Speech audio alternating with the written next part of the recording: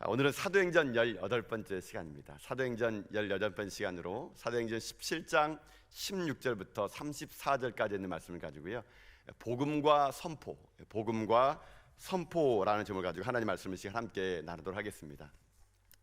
오늘 본문은 사도행전 17장의 내용입니다. 사도행전 17장은 지금 사도 바울이 계속해서 2차 전도 여행을 하고 있는 장면이 나오게 됩니다. 이 사도행전 17장에서는 이 세 개의 큰 도시를 이 사도 바울이 방문을 하게 되거든요.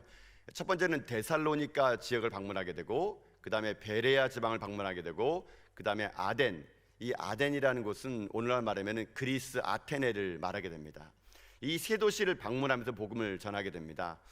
첫 번째 도착했던 이 데살로니가 지역에 교회에 가서 복음을 전할 때는요, 이 바울이 보통 복음을 전할 때 회당 중심으로 가서 복음을 전합니다. 거기에서 경건한 자들과 함께 하나님 말씀을 전하는 회당 중심의 전도를 하게 되는데, 이때 많은 사람들이 그 말을 듣게 되는데요, 역시 이 복음을 전하는 데 있어서는 방해꾼들이 꼭 있는 모양입니다. 바울이 이 복음을 전하고 있을 때 그 데살로니가에 있는 불량한 사람들이 와가지고요, 바울을 잡으려고 위협을 하는 겁니다. 쉽게 말하면은 이 막 설교하고 있는데 그 데살로니가에 있는 조폭들이 막 나타난 겁니다. 막 몸에 막 용문신하신 분들이 와가지고, 그래서 막 와가지고 바울을 잡으려고 하니까 바울이 그 밤에 베레아로 도망을 가게 됩니다. 피신한 거예요.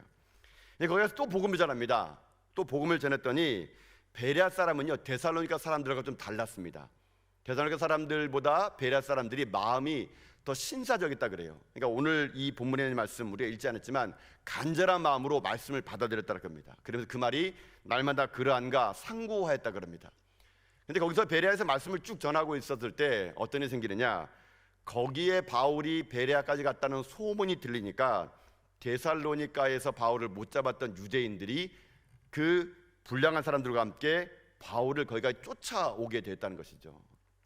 여러분들은 이제 그런 것 같습니다. 복음은 이렇게 전할 때마다 늘 언제나 저항 세력이 있는 것 같습니다. 저항 세력. 항상 복음은 순탄하게 전해지는 것이 아니라 믿지 않는 자들과 악한 세력부터 이 저항 세력이 오는 것 같습니다. 그런 이야기를 제가 들어봤는데요, 그 무디 목사님 여러분 혹시 아닙니까? D.L. 무디 목사님이 설교를 이렇게 가서 부흥회를 막 전 세계를 돌아다니면서 하고 있을 때라 그럽니다. 복음을 전하고 있는데 이 복음을 전하는 무디 목사님을 이게 음해하려고 해코지 하려는 사람이 참 많았다 그러더라고요. 그래서 한 번은 이 D.L. 무디 목사님이 설교를 하러 그 단에 딱 서가지고 기도를 딱 한 다음에 눈을 딱 떠봤더니 이 종이 쪽에 하나 올라온 거예요. 그러니까 목사님이 이거 급한 종이구나 싶어가지고 이거를 전해야 되는가? 그러니까 딱 펴봤대요. 여러분 뭐라고 썼는지 아십니까? 바보. 바보. 여러분 생각해 보세요. 이제 설교하러 딱 왔는데 딱 폈는데 바보라고 써진 게 바보. 누가 이게 기도하는 중에 딱 놓고 간 거예요. 근데 바보라고 써져 있으니까 이분이 얼마나 설교 딱 할 때 이게 멈칫되겠습니까? 악함하게 역사겠죠. 누군가를 시켜가지고 그 사람이 무디 목사님 설교 못하도록 마음에 불안감을 주기 위해서 바보 이렇게 써버린 겁니다. 그러니까 이 무디 목사님 처음에 그걸 딱 보는 순간 마음이 움찔한 거예요. 야, 이거 어떻게 마음이 상해버린 겁니다. 그러니까 이 복음을 전해야 되는데 이미 마음에 상해버리기 때문에 이걸 어떻게 해야 될 것인가. 그분이 살짝 기도를 했던 모양입니다. 기도하고 나서 이 무디 목사님이 그 바보라는 글을 딱 보고 나서 그분이 이렇게 얘기했다 그래요. 역시 그분이 무디 목사님 같아요. 저 같았으면 뭐라 그럴 것 같은데 이분이 쪽지를 딱 보고 이렇게 얘기했다 그럽니다. 누가 저에게 쪽지를 남겨주셨는데 내용은 없고 본인 이름만 쓰고 가셨네요. 이렇게 합니다. 그러니까 본인 이름만 쓰고 갔다는 얘기예요. 그러니까는 그 상황이 이 복음을 전할 때 있어서 갑자기 확 이게 무너질 뻔 했는데 이 목사님이 위트가 대단하지 않습니까? 누가 저한테 쪽지를 줬는데 내용은 하나도 없고 본인 이름만 쓰셨는데 누구십니까 바보가? 뭐 이렇게 해가지고 그 위기를 모면했다 그러더라고요. 이게 대단한 목사만 얘기했습니까? 저 같았으면 어떻게 했을까 생각해봤어요. 바보란 말 딱 들었을 때 저는 막 이렇게 했을 것 같아요. 아니, 누가 저의 팬클럽에 오셨습니까? 이렇게 했을 것 같아요. 바보가 뭡니까? 바라볼수록 보고 싶은 사람 아니겠습니까? 저 같으면 아니 누가 팬클럽 회장 오셨습니까? 바보 이렇게 할 것 같은데, 하여튼 어쨌거나 이 복음은 전해질 때마다 이 저항 세력이 있다는 겁니다. 저항 세력. 항상 저항 세력이 있거든요. 근데 복음은 그 저항 세력을 이겨내는 힘이 또 있습니다. 이 바울이 데살로니가에서 베레아에서 복음을 전하는데 그 저항 세력이 부딪히니까 바울이 지금 어떻게 하느냐, 그 소동을 피해가지고 지금요 이 아테네라는 도시로 오게 된 거예요. 그 당시에 이 아테네라는 도시는 철학자들이 도시였습니다. 이게 석학들이 모이는 곳이었어요. 그러니까 이 바울이 거기에서 자기가 또 얼마나 사실 바울도 이 가방끈이 좀 긴 사람이거든요. 먹물 좀 묻힌 사람 아닙니까? 그러니까 자기도 자기 알고 있는 지식을 다 동원해 가지고 그 아덴에 가서 정말로 멋지게 자기가 어떤 지식을 가지고 그들과 논쟁을 했던 모양입니다. 그래가지고 아덴을 이렇게 쭉 돌아봤더니 아덴이란 도시가 아테네 자시가 우상 숭배 본거자인 겁니다. 곳곳마다 우상이 서 있는 거 보면서 이 바울이 마음에 분노가 생겼던 겁니다. 그래가지고 거기 있는 사람들을 다 회당에서 모으고 장터에서 모으고 날마다 모여가지고요, 바울이 뭐 했느냐, 변론합니다. 논쟁합니다. 그래 바울이 전하는 이 말을 아테네 사람 들으니까 그 말이 새로운 말이에요. 신선한 말이에요. 그러니까 이 바울을 가지고 아레오바고라는 언덕에 올라갑니다. 그 당시에 아테네에서는 아레오바고 언덕에서 많은 철학자들이 논쟁가들이 논쟁을 했던 곳이거든요. 거기에 들어가 가지고 한참 동안 실갱을 벌입니다. 네가 알고 있는 신이 누구냐, 예수가 누구냐, 부활이 무엇이냐, 이런 걸 가지고 끝없이 논쟁을 한다는 겁니다. 그러니까 바울이 그 논쟁 속에서 그들을요, 자기가 갖고 있는 모든 지식을 동원해 가지고 논쟁하고 또 논쟁하고 논쟁했다는 것입니다. 그러면서 바울은 예수 그리스도, 하나님의 나라, 부활 이걸 얘기했지만 그들은 원래 어떤 사람이냐, 이 아테네 사람들의 특징을요, 여기 21절에 이렇게 기록해 놨거든요. 먼저 특징 한번 보도록 합시다. 특징 21절 볼까요? 한번요. 21절 보면 이렇게 되어 있습니다. 함께 읽습니다. 시작.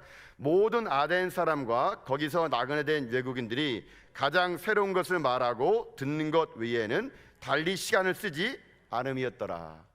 무슨 말입니까? 이 아테네 사람은 원래 이런 사람들이란 얘기예요. 그러니까는 논쟁을 통해서 뭔가 진리를 얻는 것이 아니고요, 논쟁 자체를 그냥 즐기는 사람이라는 얘기입니다. 서로 말주변으로 말싸움해가지고 이 사람의 말주변이 얼마나 좋은지 그냥 논쟁을 하게 한 것이지 이거를 진리로 받아들이지 않는다는 얘기거든요. 그러니까 여기 보세요.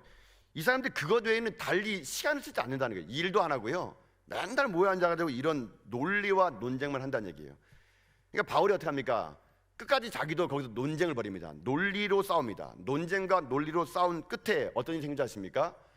이 아테네에서요, 예수 믿는 사람을 건져내지 못했다는 겁니다.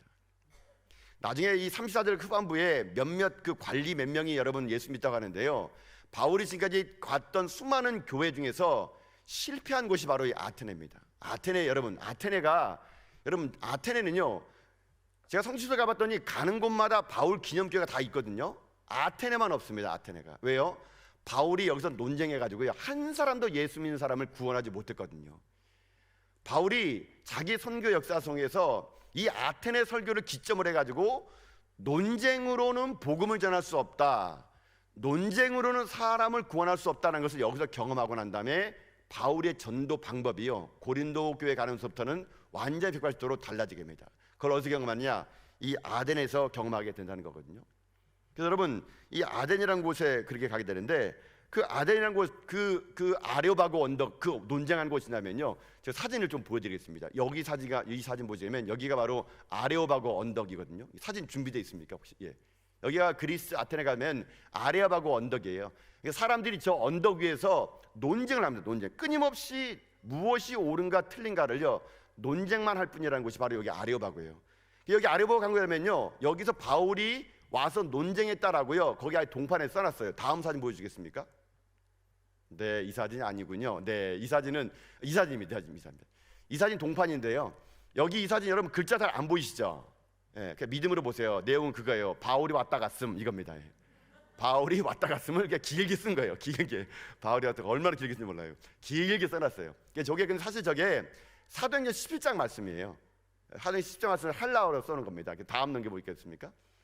다음 슬라이드. 이 아레오바고 딱 올라가면 저렇게 그리스네가 다 보여요. 아테네가 다 보입니다. 저기서 사람들이 논쟁하면은 저 밑에 시내에서 다 보여요.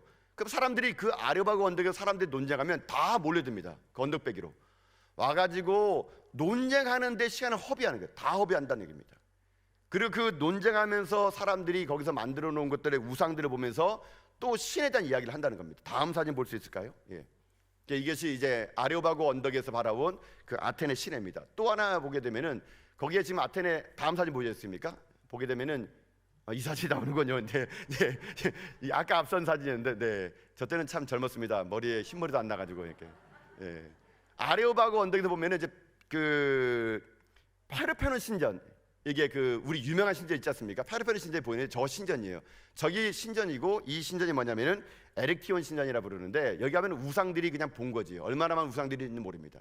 그러니까 여기에서 이 아크로폴리스, 그러니까 아크로폴리스라 그러면 높은 지대에 있는 도시라는 그런 뜻인데, 그러니까 이 페르페르 신전이 다 보이는 정도로 우상 숭배가 가득한 도시가 바로 이 그리스 아테네라는 것이죠. 여기서 바울이 뭐 하느냐? 이 신전을 바라보면서 격분해 가지고 지금 논쟁을 했다는 것입니다. 여러분, 오늘 이 설교의 포인트는요 이겁니다. 결론부터 얘기하면요, 복음은요 논쟁으로 되는 것이 아니란 얘기예요. 복음은 선포이지 결코 논쟁이 아니라는 거거든요. 논쟁을 통해서 우리가 전도를 하게 되면요, 여러분 예수 믿는 사람 거의 없습니다. 논쟁을 하게 되면요 다툼만 일어날 뿐이지, 논쟁을 통해서는요 그 안에서 이루어지는 역사가 별로 없다는 얘기예요.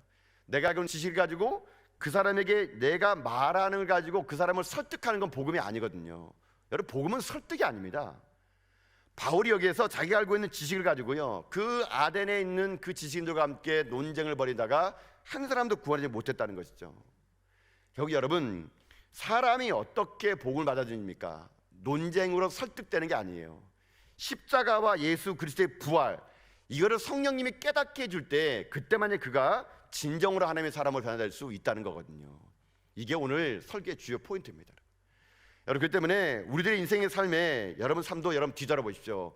여러분 복음을 여러분 접했을 때 누구의 설득과 논쟁으로 혹시 여기 오시는 분 계십니까?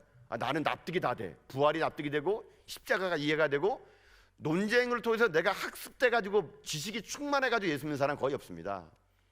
우리는 복음이 선포된 말씀 앞에 성령님께서 우리를 이끌어 주셨기에 이 자리에 올 수 있었던 거거든요. 그래서 여러분, 복음은 논쟁이 아니라는 거, 그게 중요합니다. 그래서 오늘 우리가 무슨 메시지를 붙잡고 싶으냐면요, 이 아덴에서의 바울의 전도의 실패를 통해서 그럼 우리는 어떻게 복음을 전해야 될까? 어떠한 자세로 우리는 전도의 삶을 살아야 될까? 이 아덴의 바울의 전도의 몇 가지 살펴보는 가운데 우리들의 복음의 전도의 방법이 좀 달라지기를 원하는 것입니다. 그러니까 첫 번째로, 그럼 우리가 어떠한 방법으로 복음을 전해야 되고 전도해야 되냐? 첫 번째는요, 아까 했던 말 똑같습니다. 전도는 논쟁이 아니라는 겁니다. 전도는 논쟁이 아니다. 여러분, 논쟁하지 말라는 중요한 말씀, 여러분 오늘 본문 말씀 17절 18절이거든요. 한번 읽어볼까요? 17절 18절 한번 읽겠습니다. 시작. 회당에서는 유대인과 경건한 사람들과 또 장터에서는 날마다 만나는 사람들과 변론하니 어떤 에피쿠로스와 스토아 철학자들도 바울과 쟁론할세, 어떤 사람은 이르되 이 말쟁이가 무슨 말을 하고자 하느냐 하고, 어떤 사람은 이르되 이방신들을 전하는 사람인가 보다 하니 이는 바울이 예수와 부활을 전하기 때문이라라. 아멘. 여기 보게 되면은 글이 나오죠. 17절 하반절 보게 되면은 만나는 사람마다 변론했대요. 18절 상반부에 보게 되면은 에피쿠로스와 스토아 철학자들과 쟁론했다 그럽니다. 여기 중요한 단어가 변론과 쟁론이거든요.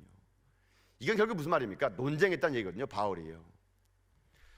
여러분, 논쟁으로는 하나님에 대한 믿음이 생기는 것이 아니고요, 이성만 작동합니다. 머리만 돌아갑니다. 머리만. 논쟁을 통해서 여러분, 만약에 내가 누구를 이기다 칩시다. 그러면 그 사람은 논쟁으로 졌다 그래가지고 교회 나올 것 같습니까? 안 나온다는 얘기예요. 안 나온다는 얘기예요.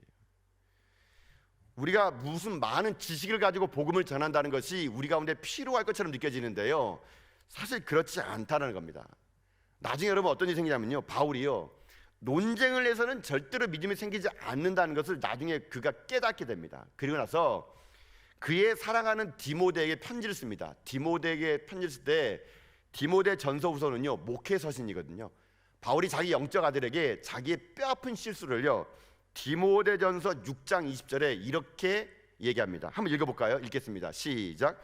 디모데야, 망령되고 헛된 말과 거짓된 지식의 반론을 피함으로 내게 부탁한 것을 지키라. 아멘. 여러분, 이해 보십시오. 복음을 증거할 때 해야 될 게 뭐냐? 헛된 말 하지 말란 얘기예요. 반론하지 말란 얘기예요. 내게 부탁한 것만 하는 것이지 논쟁하지 말라. 이게 영적인 디모데에게 준 첫 번째 편지거든요. 바울은 자기의 이 실패담을요 한 번만 쓸 수 없었던 것 같아요. 디모데후서 2장 23절에 또 한 번의 편지를 이렇게 쓰면서 이렇게 얘기합니다. 함께 읽어볼까요? 시작. 어리석고 무식한 변론을 벌이라. 이에서 다툼이 나는 줄 알미라. 아멘. 여러분, 이 말씀 보세요. 변론을 뭐라 그럽니까? 어리석고 무식한 거래요. 무식한 거래요. 변론은 어리석고 무식한 거래요. 여기서는 믿음이 나타나지 않고 뭐가 나타나고요?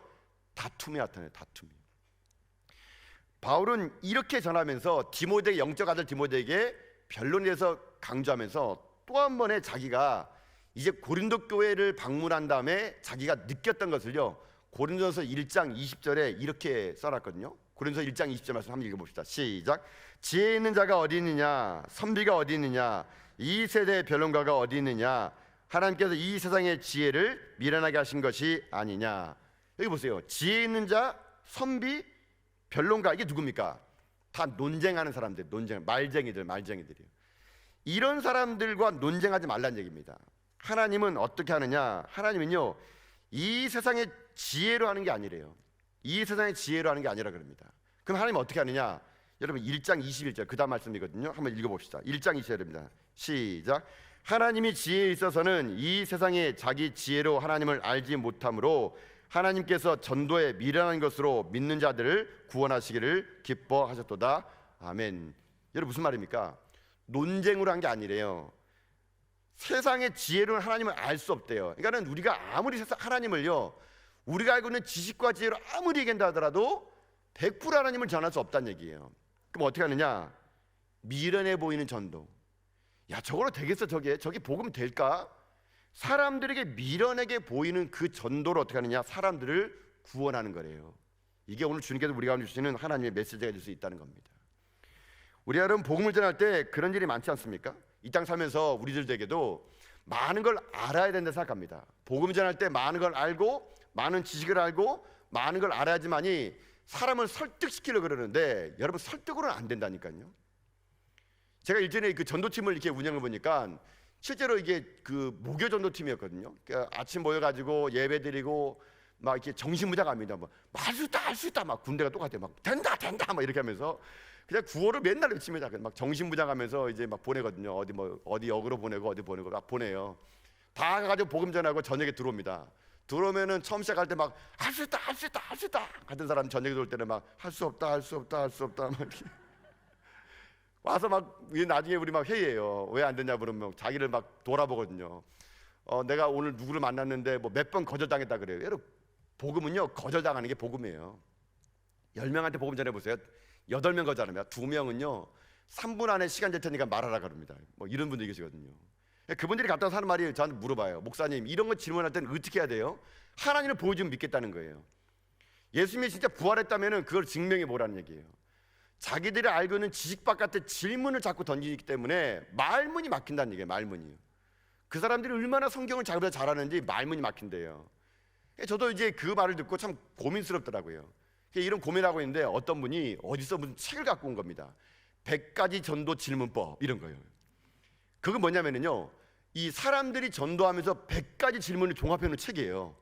그래서 100가지 질문을 외우면 적시적도의 사람들이 물어보는 말을 답할 수가 있다는 얘기예요. 제가 그 책을 봤거든요. 일리가 있는 거예요. 뭐 물어보면은 요거는 몇 페이지 딱 보면은 설명이 되어 있는 거예요. 그래서 그 다음부터 어떻게 하는지 아십니까? 이 100가지 질문을 외우기 시작하는 거예요. 우리가 100가지를 외워가지고 달달달달달 외워가지고 와 이거 물어보니까 이렇게 대답해야지, 저거로 저렇게 해야지. 그래서 또 뭐 해가지고 할 수 있다, 하면 된다, 가능하다 막 해가지고 또 나갔거든요. 근데 여러분 질문 꼭 어디서 나오는지 아십니까? 101가지에서 나와요. 101가지에서. 그 100가지 예상 문제에서 안 나와요. 꼭 질문은 101가지에서 나오는 겁니다. 그러면 우리가 그 예상 문제 아닌데 해가지고 다시 또 패배자로 가지고 할 수 없다 뭐 이렇게 봤던 것 같은데, 여러분 아무리 101가지 1000가지 질문을 가서 여러분 복음 전해 보세요. 1001가지 질문으로 대답하는 게 세상의 질문이거든요. 그럼 우리가 어떻게 됩니까? 많은 지식, 성경에 많은 거 다 알고 통달하고, 그러면 신학 박사들이 제일 전도 잘하게 해요? 아니에요, 여러분요. 누가 제일 전도 잘하는지 아십니까? 간단합니다. 예수 금방 믿는 사람이 전도 제일 잘하래요. 그분들은 교회 오자마자 전도하거든요. 왜요? 자기는 그거밖에 안 들었기 때문에. 예수 그리스도 부활, 오케이, 천국 지옥, 이거예요 그냥요. 이런 분들이 더 전도 잘합니다. 교회 생활 오래 하고 많이 아는 것이 여러분 전도 잘하는 것이 아니거든요. 복음은요 논쟁이 아니고요 선포예요. 선포. 예수 그리스도가 나의 구짐을 선포하는 거예요. 여러분, 그래서 여러분들이 복음 전할 때 나는 많이 모르기 때문에 전도 못한다, 여러분 그거 거짓말이에요. 가장 강력한 전도는요, 내가 만난 예수를 전한 거거든요. 여러분들이 만난 예수님 있지 않습니까? 그러면 그 이야기 하면 되는 거예요. 그래서 여러분들 그분들이 막 질문하잖아요. 그럼 얘기하면 돼요. 난 그런 거 잘 모르겠고 하여튼 내가 만난 예수님이 이런 분이야. 그럼 우리 목사님한테 물어봐 해가지고 내가 만난 예수 그리스도에서 선포하는 거, 여러분 이것이 우리 가운데 중요하다는 겁니다. 그러니 여러분 외치십시오. 여러분요, 말해야 됩니다. 여러분들이 몰라서 대답하는 게 아니고요, 여러분들 그 두려움이 여러분 입술을 지금 물고 있다니까요. 많이 알아야 된다는 그 마음, 그건 악한 마귀가 주는 마음이거든요. 끊임없이 사단은 여러분에게요, 뭐 아니? 할 수 있어? 자꾸 지식을 얘기합니다. 여러분 세상은 지식을 요구하지만 하나님은요 지혜로우신 분이거든요. 세상 지식으로 하나님을 알 수가 없어요. 여러분요. 그래서 우리가 할 일은 무엇이냐? 이 땅 가운데 말의 지혜 아름다움을 하는 것이 아니라 예수 그리스도의 십자가, 그 십자가만을 작정하고 고백하는 거예요. 그 나중에 여러분 바울이요, 여러분 나중에 어떤 고백하는지 아십니까? 고린도전서 2장 2절에 가면은 바울이 그 고생 다 한 다음에 이가 이렇게 고백합니다. 한번 읽어봅시다. 2장 2절입니다. 이게 시작. 내가 너희 중에 예수 그리스도와 그의 십자가에 못 박인 것 외에는 아무것도 알지 아니하기로 작정하였습니다. 아멘. 아멘입니까 여러분? 바울이 보세요. 자기가 그동안 알거든 모든 지식을 다 내팽개치고요, 자기가 이것만 하겠대요. 예수 그리스도와 그의 십자가에서 못 박인 것 외에는 뭐라고요? 아무것도 알지 않기로 자기는 작정했대요.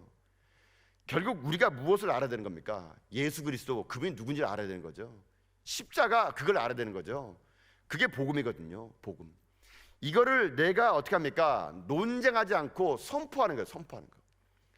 바울이 아테네 전도의 실패를 얼마나 뼈저리 느꼈으면은 목회서 시내 고린도전서의 곳곳마다 바울이 이 말씀입니다. 논쟁하지 않겠다. 세상에 미련한 것을 하겠다. 결국 이 바울의 이 고백이 나중에 바울이 큰 하나님의 역사를 만들어 간다는 것이거든요. 사랑하는 성도 여러분, 우리 고백합시다. 이제 우리들 인생의 삶 속에서 논쟁이 아니라 선포라는 거. 많은 지식이 나를 증명하는 것이 아니라 내가 만난 예수 그리스도, 내가 만난 십자가, 내가 경험한 부활의 신앙, 이거를 그냥 선포하는 거예요. 선포. 선포할 때 하나님이 역사하시는 거거든요. 그게 진짜 복음이거든요. 여러분, 내가 내 아는 지식으로 다 전해보세요. 내 제자 됩니다. 내 제자. 그러나 우리가 무식하지만 하나님 말씀 가지고 선포하고 예수 그리스도와 십자가 부활을 전하게 되면요, 그를 변화시키는 내가 아니에요. 성령님이거든요. 성령 하나님이 그 사람을 변화시켜가지고 그를 여러분 이 자리에 앉게 하셔서 하나님의 은혜로 그 사람을 변화시킨 역사를 만들어 준다는 것입니다. 사랑하는 성도 여러분, 저는 여러분의 인생 가운데 이런 논쟁을 그치고 여러분 날마다 여러분 입술을 벌려서 예수는 그리스도시요 살아계신 하나님의 아들임을 믿습니다라는 선포를 통해서 이 땅에 많은 영혼들, 잃어버린 영혼들을 예수님께로 구원시켜 나가는 이 시대 하나님의 전도의 미란 종들 다 될 수 있기를 여러분 주님의 이름으로 축복드립니다. 첫 번째 전도 방식이 논쟁이 아니라 이제 선포라 그랬다면요, 두 번째 아데네에서의 전도를 통해서 우리가 알 수 있는 두 번째는 뭐냐면, 전도는요 내 안에 불이 있어야 가능합니다. 불이. 여러분 말씀 16절이거든요 16절 말씀 읽어볼까요? 16절 읽겠습니다. 시작. 바울이 아덴에서 그들을 기다리다가 그 성에 우상이 가득한 것을 보고 마음에 격분하여. 아멘. 바울이 이제 그 아테네 시내를 걸어가는데 우상이 많아서 오늘 보면은 격분한다라고 그랬는데, 이 격분이란 이 말이 그냥 분노가 아니고요, 어떻게 표현하고 있냐면은 복음에 대한 열정입니다. 다른 말로 하면 거룩한 분노, 패션이에요. 패션, 불이에요. 불. 바울은 그가 이 도시 안에 펼쳐지는 우상 숭배를 바라보고요, 거룩한 분노가 일었던 겁니다. 열이 난 거예요. 패션, 하나님의 불이 그에 임했던 겁니다. 이 열정이 바울을요 자기의 목숨을 아까워하지 않을 정도로 복음을 위해서 던졌던 하나의 방법이었던 겁니다. 거룩한 분노, 하나님을 향한 열심, 십자가를 위한 거룩한 불기둥, 이것이 바울을 바울되게 만들었다는 것이거든요. 여러분 이것이 우리에게 필요하다는 얘기거든요. 우리 가운데 여러분은 언제 분노하십니까? 우리에게는 거룩한 분노가 있어야 되거든요. 하나님의 이름이 욕되고 망명되면은요 우린 다윗처럼 일어나야 돼요. 이 할례도 받지 않은 사람이 감히 어떻게 하나님의 이름을 욕되게 하느냐. 바울은요 거룩한 분노 가지고 죽으러 나갑니다. 죽으러 나가. 골리앗 앞에 죽으러 갔어요. 그냥 죽으러 갔더니 하나님 어떻게 합니까? 살려준 역사가 임했던 거거든요. 여러분, 우리가 여러분의 이름이 욕되고 여러분의 가족을 누가 욕하고 여러분의 개인적인 일을 여러분 수모당할 때 막 분노를 일으키지만 하나님의 이름이 욕되고 십자가가 능욕을 당할 때 여러분 그런 거룩한 분노가 여러분에게 있습니까? 이게 우리에게 있어야 한다는 거죠. 전도는요, 이 불이 있어야 돼요. 불이. 그렇지 않고 살아가면 어떤 자리 삽니까? 이 우상숭배 많은 이 땅에서요 짓눌림 당하는 겁니다. 바울도 이 열정이 있었지만 그곳에서요 이 우상숭배에서 짓눌린 것 같아요. 눌리는 겁니다. 여러분, 그래서 영적으로 약하게 되면 내 안에 불이 없어진 사람은 어떤지 아십니까? 그러게 되면요 자꾸 눌립니다. 눌려, 영적으로요. 영적으로 눌려가지고요 복음 전하러 간 사람 중에 영적으로 눌려가지고 복음 전하지 못하고 돌아오는 일이 참 많거든요. 여러분, 선교도 여러분 이 거룩한 불을 계속 붙여야 됩니다. 갈 때마다, 선교지 갈 때마다. 그렇지 않으면 선교는 영적인 전쟁이거든요. 가서 우상 숭배에 눌리게 됩니다. 눌리게 돼. 제가 일전에 그렇게 복음을 전하러 가봤거든요. 단기 선교팀을 이끌었는데 제가 간 곳이 어디냐면은 인도네시아 보르네오 섬 서부 칼라반팅 폰티아나 수카라땡 섬. 예. 좀 길어요. 그러니까 인도네시아 보르네오 섬 서부 칼라반팅 폰티아나 수카랑팅. 예, 수카랑팅이 도시 있어요. 여기 가려면은 한국에서 비행기로 국제선으로 7시간 반을 타고 간 다음에 다시 국내선으로 1시간 반을 타고 뗏목을 타고 강을 거슬러서 2시간을 가야지만 있는 곳이 바로 이 수카랑팅이라 밀림이에요. 밀림. 이 수카랑팅이라는 인도네시아 밀림에 제가 단기 선교팀을 이끌어 갔거든요. 여러분, 밀림 선교는요 정말 어렵습니다. 전기가 안 들어오기 때문에 집회하다가 불이 나가기를 일수예요. 복음 딱 전하는데 나가버립니다. 그러나 하나님이 저에게 은혜를 주셔가지고 저는 마이크를 키나 안 키나 목소리가 똑같아요. 그냥 한번 외치면은 그냥 저 끝에까지 다 들어버립니다. 그래서 마이크를 켰는지 안 켰는지 막 모를 정도로 돼가지고 제가 거기 갔는데 저희 팀이 이제 그 폰티아나게 간 거예요. 수카랑팅지에 간 거예요. 무슬림 지역이거든요. 밀림입니다. 밤에 불 꺼지면은요 아무것도 안 보입니다. 밀림이니까. 그래서 제가 우리 팀들에 얘기했어요. 여기는 밀림이니까 저희가 간 수카랑팅 교회를 지어줬는데 거기서 이제 잠을 자고 복음을 전했거든요. 근데 뭐 교회라고 하기도 민망할 정도의 교회 같은가요. 제가 우리 팀들에 얘기했습니다. 잘 때 입을 꼭 닫고 잠으셔야 되고. 왜요? 자다 보면은 도마뱀에 입이 발리 빠질 수 있으니까 입을 꼭 닫고 주무세요. 막 이렇게 말할 정도로 잠을 자면은 뭐 야생 동물들이 막 드글드글거립니다. 드글거려요. 아침에 일어나면 아침 최저 기온이 35도부터 시작됩니다. 35도부터. 적도 한가운데 있다 보니까요 어떤 일이 생각하십니까? 여러분, 적도를 한번 가보세요. 우리 지구의 본의 적도, 그라운드 제로점에 가면요 적도에 가면 특이한 현상이 생기더라고요. 적도에 가면요 생계란이 딱 쓰게 됩니다. 북반구와 남반구의 힘이 딱 만나는 점에 가서 계란 놓으면은요 계란이 딱 서요. 거기가 적도예요. 적도. 이게 딱 적도예요. 그래서 남반구 한쪽에 북반구 한쪽에 다리를 놓으면서 왔다 갔다 하면서 이렇게 막 난 지구를 다 갔다 왔다 막 이렇게 얘기하는데 저희 팀이 이제 그 수카랑팅 가는데 그 수카랑팅 지역에 어떤 일이 있냐면은 수카랑팅 이 폰티아나 인도네시아 폰티아나 가면은요 영적으로 가장 어두운 도시가 이 폰티아나입니다. 쉽게 말하면 귀신이 센 귀신이 많아요. 여러분 나중에 인터넷 가셔가지고 폰티아나 귀신 쳐보세요. 그러나 제가 미리 말씀드리지만 안 치는 게 좋을 거예요. 그러니까요. 제가 그 지역을 갈 때 되게 약간 저도 막 움찔했습니다. 저는 알았거든요. 폰티아나에 그런 일이 많이 영적인 어둠이 있다는 거. 제가 저희 선교팀에게 말 안 했어요. 왜냐면 지레 말했다가 안 갈까 봐. 그래가지고 제가 그 팀 데려가가지고 얼마나 기도하는지 아십니까? 영적으로 어두운 곳이라 가지고 아침마다 밤마다 사역할 때 열심히 기도하고 무장하고 우상숭배에 인해서 우리 마음이 변질되지 않도록 정말 기도 많이 했습니다. 그 우상숭배 바라보면서 우리가 거룩한 분노를 가지고 불을 꺼뜨리지 않으려고, 성령의 불을 꺼뜨리지 않으려고 열심히 기도하며 왔는데 이 폰티아나에서 이 밤에 잠을 자다가 어떤 일이 생기냐면은 이제 저희들이 이 폰티아나 밀림에서 사역을 약간 중단하고 시내로 왔거든요. 근데 어떤 팀이 이게 권사님과 집사님이 주무시는 이 방인데 이 방에서 주무시는데 어떤 일이 생기냐면은 이 샤워실에서 계속 물소리가 난다는 얘기예요. 분명히 우리는 샤워 끝나고 왔는데 물을 안 잠가놨나 싶어가지고 닦아보면 물이 잠겨져 있는 거예요. 불을 끄고 문 닫고 잠을 딱 자려면 또 샤워에서 물이 나온다는 얘기예요. 처음에는 이게 몇 번의 장난인 줄 알았더니 이게 계속 반복되는 거예요. 물이요. 그러니까 이분들이 두 분이 갑자기 밤에 너무 무서워가지고요. 아니 여러분 상상해 보세요. 여러분요. 거기에 물이 계속 나오니까 밤마다 잠을 못 주무시는 거예요. 제가 이제 마음에 결정했죠. 이 폰티아나의 악한 영들이 우리가 복음을 전하러 올 때 우리들의 마음을 미혹하게 하는구나. 그래서 그분들이 하도 잠을 못 자무지겠는데 제가 이제 방을 바꿔드렸어요. 프론트에게서 다른 방에 가서 이제 주무시라고. 거기 제가 이제 그분들을 위로하는 차원에서 배수가 고장났나 봐요 이렇게 해가지고 가서 거기 주무시라 그러는데 그 방에 가서 주무시는데 또 물이 나옵니다. 그래서 그때 그분들이요 밤새도록 기도했대요.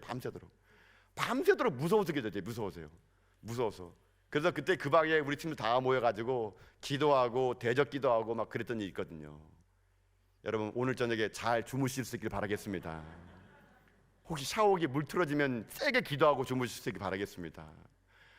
영적으로 얻어지게 되면요 눌리거든요. 우상 많은 숭배 도시락은 그렇게 된다는 거거든요. 바울이 지금 제가 볼 때는 이 아덴의 도시에 가가지고요 그가 영적으로 눌린 것 같아요. 그가 이렇게 극도로 논쟁할 필요가 없는데도 눌리다 보니까 논쟁을 통해서 사람을 다 잃어버렸다는 거 아니겠습니까? 그가 처음에 생각했던 그 거룩한 분노는요 자기의 의협식으로 바뀌는 거예요. 그 격분의 거룩한 분노는 하나님의 복음을 전해야 되는데 자기의 지식의 자랑으로 바뀌어버린 거예요. 바울이에요. 그래가지고 논쟁을 해서 설득이 안 되니까 바울이 수없이 사람들 매일매일 만나면서 논쟁으로 그 사람들을 어떻게 하느냐 이기려 했던 겁니다. 그게 어떻게 해요? 악한 우상마귀에 눌렸기 때문에 그런 거죠. 저는 이런 일이 참 우리 주변에 많다고 생각합니다. 여러분들이 복음을 전할 때 분명히 이런 일이 생길 거예요. 악한 마귀들이 여러분을 눌리게 될 겁니다. 그때 여러분 마음에 불을 꺼뜨리지 않기 위해서 기도하고 무장하고 나가셔야 돼요. 복음은요 영적 전쟁이거든요. 오늘날 이 시대 보세요. 곳곳이 여러분 우상 숭배가 가득한 나라가 우리 대한민국 아니겠습니까? 여러분 그 무당 중에서 진짜 생무당과 이 가짜 무당을 구별하는 법 혹시 아세요? 여러분 진짜 생무당, 진짜 신내림 있는 무당은요 어떤 무당이냐면 여러분 무당집 가보셨죠? 안 가본 것처럼 말하지만 다 알고 있습니다. 점치를 가보셨잖아요. 우리 딸 언제 결혼하지 뭐 이런 거. 여러분 진짜 센 무당은 그 무당들끼리 이렇게 얘기합니다. 무당집에는 대나무 깃대를 꽂고 깃발을 만들지 않습니까? 빨간색 깃발, 흰색 깃발 있거든요. 진짜 센 무당은 걔네들끼리 얘기해요. 바람이 안 불어도 깃발이 펄럭이는데요. 그게 진짜 센 무당이래요, 여러분. 예. 그렇다고 뭐 찾아갈 필요 없습니다, 여러분요. 오늘 뭐 그 무당 용화대 센 무당 바람이 안 부는데 펄럭이면 진짜래. 여러분 가서 오늘 뭐 점보라 하지 마세요. 예. 그런 무당은 진짜 센 무당은 자기끼리 얘기하더라고요. 여러분 오늘 대한민국 보세요. 전부 다 무당 아닙니까? 전부 다 뭐 점. 여러분 제가 이렇게 봐보니까요, 우리나라의 무당인 이들도 무당도 참 자기네 무당이라면 격이 떨어져 가지고 역술인 협회라고 만들어요. 역술인 협회. 무슨 역술인 협회입니까? 무당이지 그냥 점쟁이들이지. 여러분 지금 대한민국에 점쟁이들이 몇 명인 줄 아십니까? 몇 명 같습니까, 여러분요? 뭐 맞춰봤다 선물도 없습니다, 여러분. 100만 명이래요. 100만 명. 여러분 그 종교인은 몇 명 같아요? 그러니까 쉽게 말하면 제가 말하는 종교인은 목사, 승려, 천주교 다 합쳐가지고 종교인이 몇 명인지 아십니까? 20만 명. 목사는 그중에 10만 명도 안 돼요. 14만 명. 여러분 이 대한민국이요 무당이 판치는 세상이라니까. 100만 명이 무당이래. 100만 명이요. 제가 일전에 서울에 있을 때 참 어이가 없는 거면 옛날에는 서울에 있을 때 점쟁이들이요 그냥 미아리 점집에서 점쳤거든요. 옛날에는요. 지금은 어떻게 하는지 아세요? 무당들이 길거리 나와가지고요 지나가는 행인들에게 점 봐주는 거예요. 그 지식인들이 있다는 대학가에 여러분 뭐가 있는지 아십니까? 사주 카페. 이런 게 진리합니다. 진리예요. 무당들이요 나이스하게 옷 입어가지고요 얼마나 잘생긴지 몰라요. 이쁘장하게 와가지고요. 그래서 뭐 점을 쳐주고 한다는 거 아니겠습니까? 제가 일전에 한번 그런 얘기 봤어요. 여러분 그 서울의 강남에 테헤란로에 가게 되면은요 IT의 메카, 그러니까 모든 우리나라의 그냥 최고의 인재들이 모인 테헤란로에 거기에 유명한 처녀 무당 귀신이 있습니다, 여러분. 김모 씨라고. 예. 이 사람이요 테헤란로 그렇게 IT가 발전되어 있고 사람들이 석박사가 모여 있는 그곳에 이 여자가 하루에 점 보는 건수가요 수도 없어요. 수도 없대요. 이 김모 여인이 한 달에 벌이는 소액이 뭐 몇 천만 원, 1억 가까이 된다고 합니다. 한 달에. 점 보러 온 사람들의 전문이 다 이런 거래요. 내가 이번에 이 사업하면 망할까요? 흥할까요? 이번에 내가 이 사람과 동업하면 잘 될까요? 안 될까요? 내가 이번에 주식에 상장할래 될까요? 안 될까요? 이 사람이 이력서를 갖고 왔는데 뽑을까 말까요? 이걸 다 물어본대요. 그 김모 씨한테. 그 테헤란로 누가 움직이는 거 아세요, 여러분요? 그 처녀 귀신이 움직여요. 처녀 귀신. 우리나라 여러분 IT 강국이 아니고요 귀신 가국입니다. 귀신 가국. 100만 명의 무속인들이 다 조종하고 있다니까요. 그래서 나중에 이분 기사를 제가 봤어요. 나중에요. 이분이 자기 입으로 얘기하더라고요. 자기는 맞힐 확률이 50%밖에 안 된대요. 자기는 가만히 있으면 다 와서 말 안 돼요. 자기네가 말 안 돼요. 그럼 자기가 그냥 찜해준대요. 맞으면 그만, 안 맞으면 그만. 50% 확률 가지고 자기를 맞추면 그만이래요. 근데 그거에 목숨 걸어가지고 돈다발 들고 기업인들이, 회장들이 태어나서 그 여인에게 찾아가려고 줄 선다 그러면 줄 선다고. 제가 그런 거 보면서 이 세상이 지금 현재 너무 사람들이요, 이 땅 가운데 보여지는 것에 너무 넘어가는 거 아닌가. 실제 제가 일전에 한번 이렇게 종교인 과세로 인해 가지고요, 이렇게 종교인들을 모아놓고 이게 세미나를 연 적이 있어요. 국세청에서. 제가 가서 그냥 그 세미나를 들은 적이 있었거든요. 들으니까 가봤더니 처음 종교인 과세를 그래가지고 저는 이게 목사님들 온 줄 알았어요. 가봤더니 아주 반짝이신 분들 오시더라고요. 그러니까요. 그래서 막 오시고 막 계셨는데 나중에 여러분 누가까지 온지 아십니까? 무당도 없더라고요. 무당도. 저 너무 놀랐어요. 그게 그냥 저는 종교인이라 그러면은 제가 알기로 뭐 약간 목사님이나 신부님 줄 알았더니 무당들도 와서 있더라고요. 나중에는 저희들이 막 이런 걸 막 항의했죠. 막 이렇게 뭐 아니 무슨 무당들이 와가지고 같이 이거 하냐, 이게 종교인이 맞냐 이렇게 하니까는 그분들이 하는 말 과감합니다. 아니 같은 업종에 종사하면서 너무하는 거 아니세요? 막 이렇게 하면서 같은 업종이래요. 그러니까.